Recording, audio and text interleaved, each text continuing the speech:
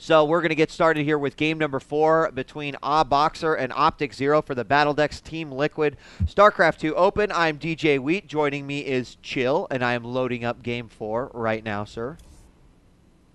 And once again, this could be Optikzero's opportunity to finish it. Now, what we were talking about in the last game about having that sort of level of confidence because you're 1 game up in a best of 5, what you don't want to have happen is your opponent win 2 games in a row to tie you up and basically make it come down to 1 final game. We'll talk about that a little bit more. Let's get started with our countdown in 5, 4, 3, 2, 1, go.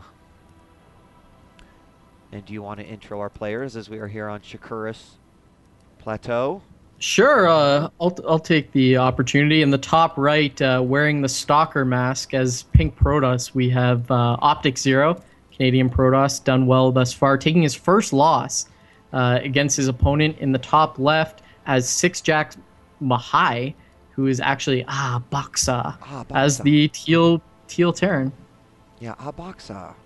So, Shakuris Plateau, we've got some interesting positions. Of course, you know, what are some of the things? You've got this middle mineral field that is separated by destructible rocks, but we have seen this come into play many times when you've got 2 people playing in these positions, because oftentimes when you expand, you will just sort of expand to your side of the map. So if it does go to late game, it often becomes a good strategy to break down these rocks and make a way in. That, of course, if you have an advantage. Don't go breaking down your rocks if you're behind. That would be bad. But the other thing, too, is obviously a nice middle for Terran here. If they can get up here and control the middle, knowing where their opponent is, they can try to choke them there at their natural expansion. And so it could go either way. There's a lot of different ways that different races can sort of exploit this map, if you will. And we'll see what's about to find out here in the grand finals of the BattleDex Team Liquid StarCraft 2 Open. It's AhhBoxxah versus Optikzero. And the thing Optikzero is doing that... Oh, sorry. Okay, that is not making me angry. The stupid Ethernet cable. A lot of people, I've seen replays of even high-level players on this map scouting vertically. It's written into the map that you actually cannot spawn vertically on this map. You can only spawn horizontally and cross positions. So we can see both players scouting those positions and ignoring the vertical possibility because it's not viable. It doesn't happen on this map. So if you've been laddering on this map and scouting vertically, stop. Yeah, there's no reason to. You want to know what's funny? I've got a story to go along with that, Chill. When this map was first introduced to the ladder, I spawned cross positions like 8 games in a row, and so I just assumed that was the only way you could actually spawn.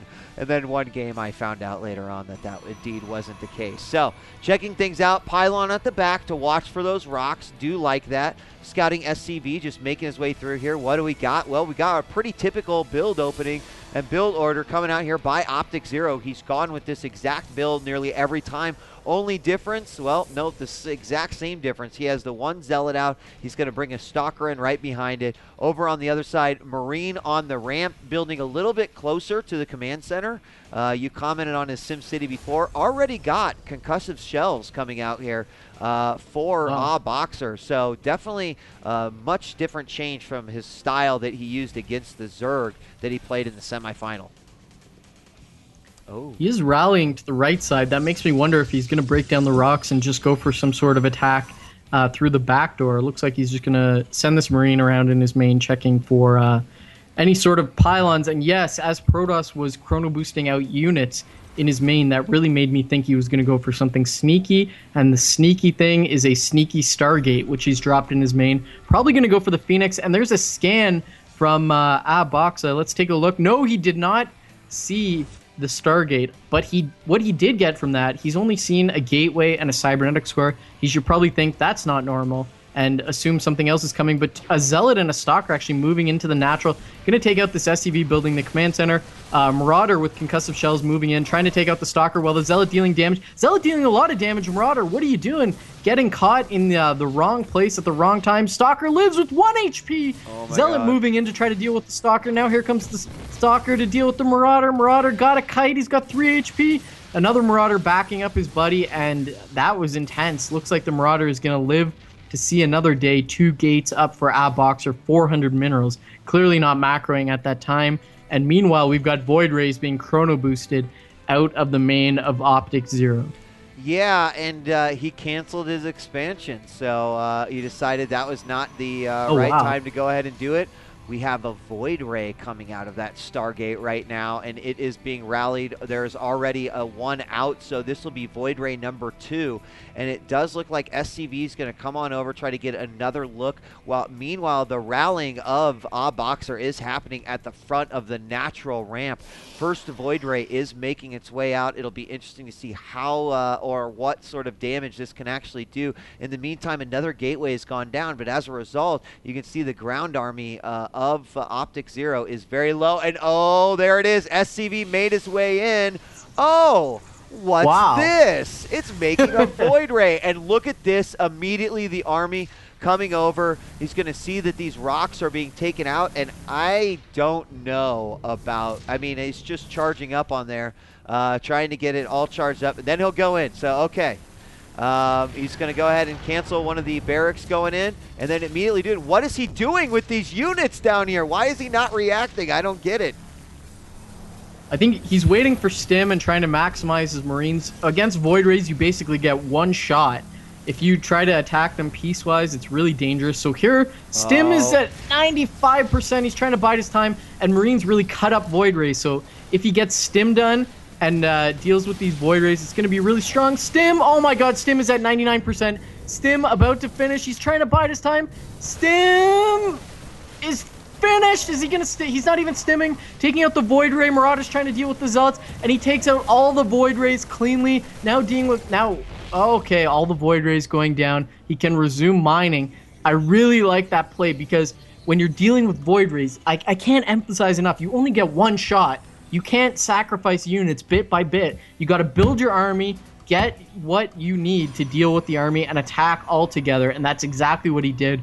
Now we can see Optikzero is left with, what, a Void Ray, a Stalker, and a Warping In Nexus. That is not going to be able to deal with this army that's moving in for the Terran player. Yeah, I agree. In fact, although we have another gateway going down, this could be pretty nasty. A lot of those units are pretty low health. So he'll have to play his stims pretty smart there. But if he actually gets vision of this again, oh, well, no, I thought he was moving back. If he gets vision of this again, he may have to cancel this Nexus and try to do something. But I'm not sure that he is going to push right here, waiting for this medevac, possibly go into the main. We'll have to see. He's going to go ahead and just put himself right out here. Could just be kind of his own little version of a bio-contain. And oh my gosh, now they're going to take out those back rocks. And he's just going to try to bust right through the back with a sizable ground army. He looks a little indecisive as he sees 1 unit, 1 Hellion making his way in here. And that Nexus is going to finish. So this could be pretty scary here for the Protoss. I'm not too sure what the Terran player AhhBoxxah is doing here. Is he waiting for a Viking, or is he waiting to maximize his timing?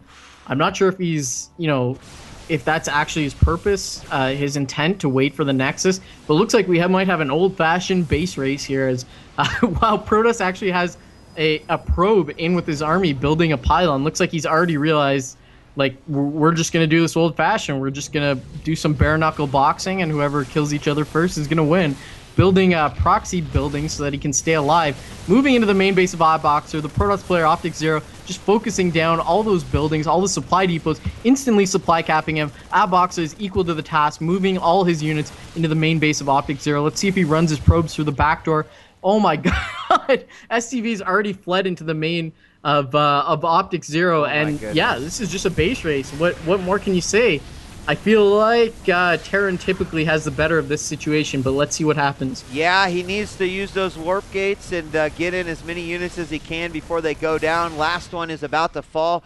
Probes are actually going to hightail it out there, and that's smart because if this does simmer down a little bit, he could put a Nexus up. We will see the Stargate go down, and I have to question how quickly this will happen. They're going after the starport over here, and then we've got a few floating structures over here, so it may be the Terran might be able to get away with that if it comes down to it, floating his structures away.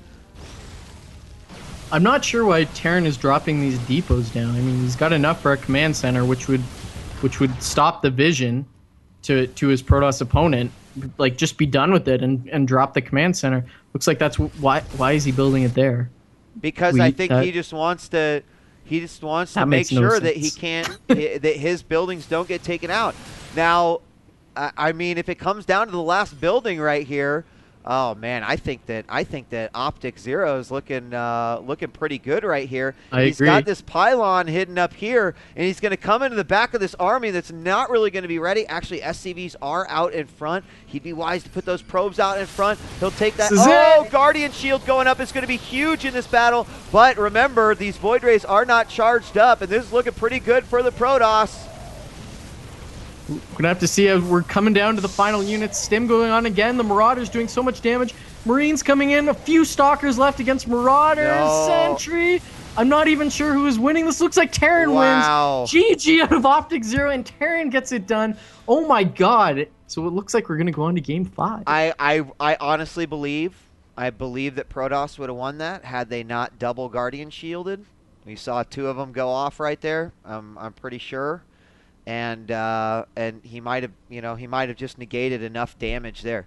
Also, if he would have had the probes out in front instead of having his stalkers out front, I think that would have also made a huge difference. So I feel like that was definitely his game to lose, and he did. And now we're tied up, and we're going to go to the final game in this best-of-5 series. I agree, and we've talked about the mental state of the players. If I'm Optikzero, looking at that final battle, I feel like I should have won. And something I've personally felt is that players don't have enough willingness to drop force fields and retreat as the attacking party, Protoss in this situation. Had he force field off, cut off some area, drawn back, so much stim damage has already been done. He forces the Terran to re-stim, and then he can move in and attack, dealing with all the units being down an additional 10 or 20 HP. He really could have won that battle. So going into Game 5, if I'm the Protoss player Optikzero, I feel like I should have already won, and maybe I'm not in the best mental condition to close this down in Game 5. All right. Well, we'll find out here in just a moment, as you can pretty much negate the last 2 games. It's going to come down to this next one. Make it a best-of-1, whatever. Winner will walk away as the champion of the BattleDex Team Liquid StarCraft 2 Open competition. We started with 512 players. We're now down to the final 2, and just 1 game separates the winner from the second place.